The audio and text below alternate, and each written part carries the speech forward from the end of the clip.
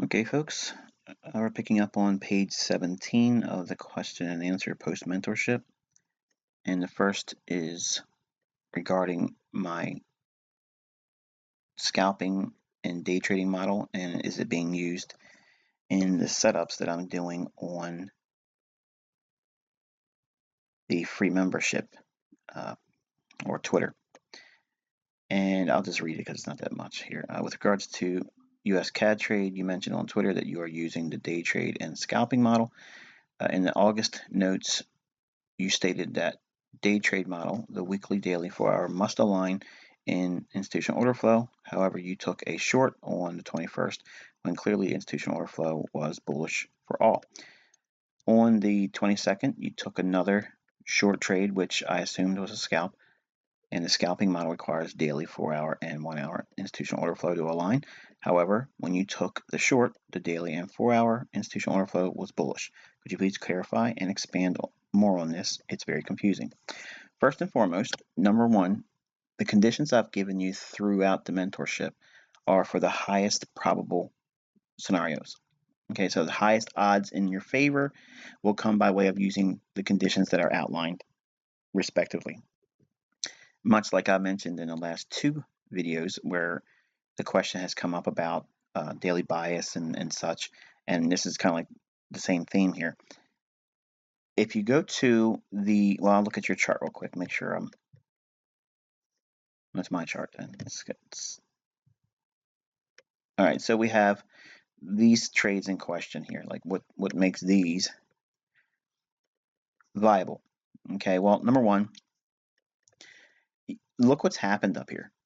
Okay, we have a breaker, which is suggestive of a potential market reversal. And even if it's a long-term reversal, it will allow us to have an intermediate term leg lower in price. Okay, so I'm flexible and I know how to use the PD arrays.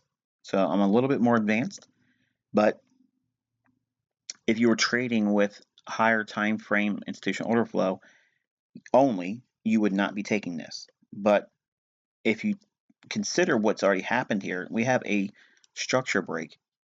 We have a break above old highs, a failure, a breaker, and then an ultimate moving lower. So I used the ideas of a reversal scenario. Okay, the market has had a market reversal, and yes, institutional order flow on the higher time frames would be against these ideas, but the breaker changes the storyline. Okay, so much like we have a quarterly shift, well, that same thing is fractal. Okay, we have a market structure shift. Okay, the market changing its tide, if you will. It's been bullish, and then it turns direction.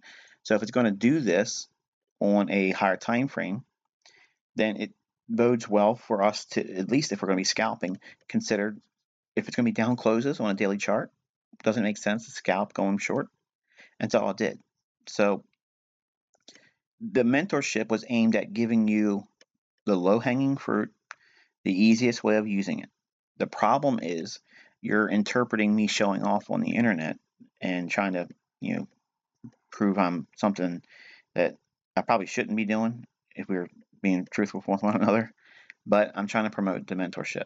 So I'm doing a lot of things because of my experience and what I know how to use with the tools.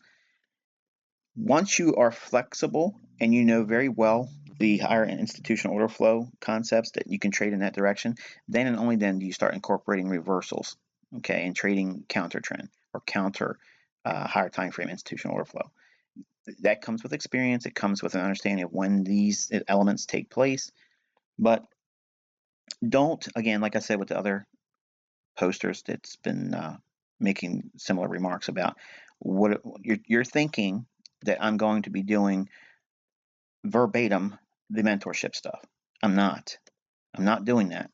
I'm taking exits early. I'm doing a little bit early entries, a little bit late entries. Guys, I don't want people seeing exactly what I'm doing.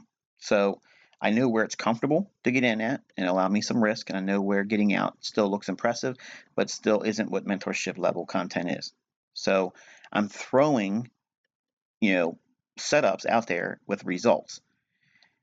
This is just a byproduct of using a higher level understanding about what the PD arrays are doing in the context of a market reversal.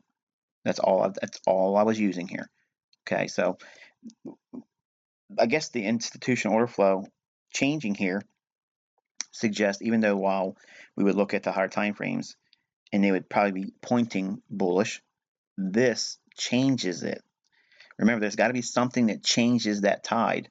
Okay, and also, if you go through what negates the trade, wouldn't this negate it if we see a high being violated like this and then collapsing down? That supposes that we could potentially be in some kind of a market reversal.